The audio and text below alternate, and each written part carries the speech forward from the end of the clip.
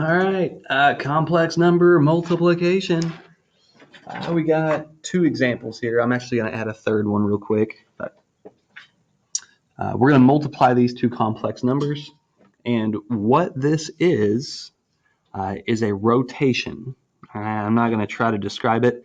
It's a little bit more complicated to see and understand when you're talking about binomials, when you're multiplying by binomial. But again, I'm going to use this fact, and I'm just going to treat this like multiplying binomials, which we've done a million times. 3 times 5 is 15. 3 times negative 2i is negative 6i.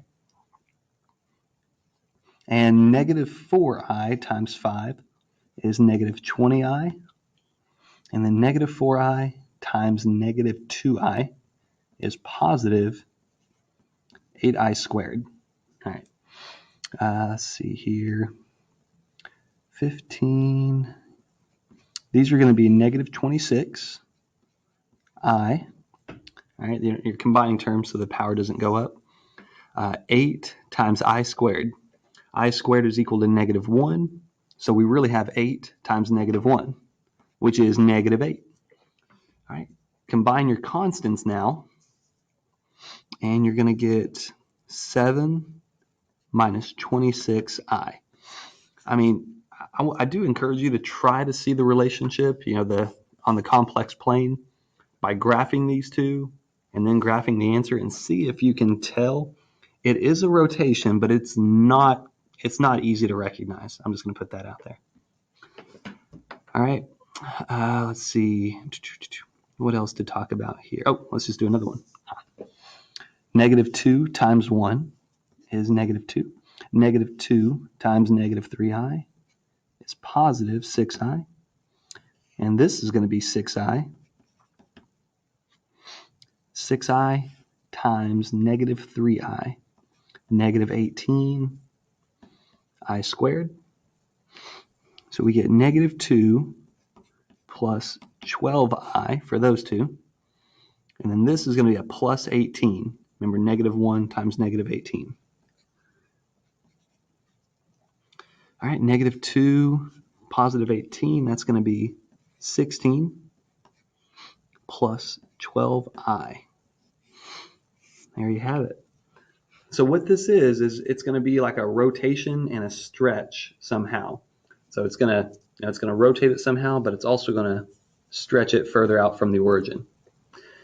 I need to do one involving a conjugate.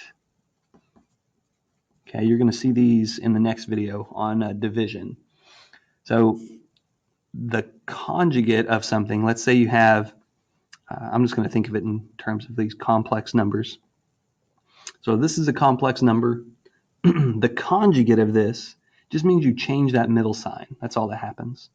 So the conjugate of a plus bi is going to be a minus bi. That's all. If it was a minus bi, it would have been this one. So I want to see what happens.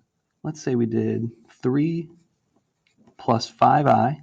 Let's say we multiplied that by its conjugate. I want you to see what happens here. Well, 3 times 3 is the 9. 3 times negative 5i is negative 15i. And then 5i times 3 is positive 15i. So those are going to cancel. And then you have 5i times negative 5i. That's negative 25i squared. But then because we know that I squared is equal to negative 1, we actually get a plus 25. So 9 plus 25 is 34. Yep. So when you multiply something by its conjugate, what happens, thankfully, is that the imaginary part, the complex part, actually cancels out with each other. All right, and that's going to be handy in our next video when we talk about division. All right, so complex numbers, they are huge. They are bigger than it's our biggest set of numbers. All the numbers that you've ever learned about, pi, square root of 2, all the fractions, all the negatives, they are contained in the complex numbers. Every regular number is a complex number, whether it's irrational, rational. Okay, so these are powerful things. These are good things.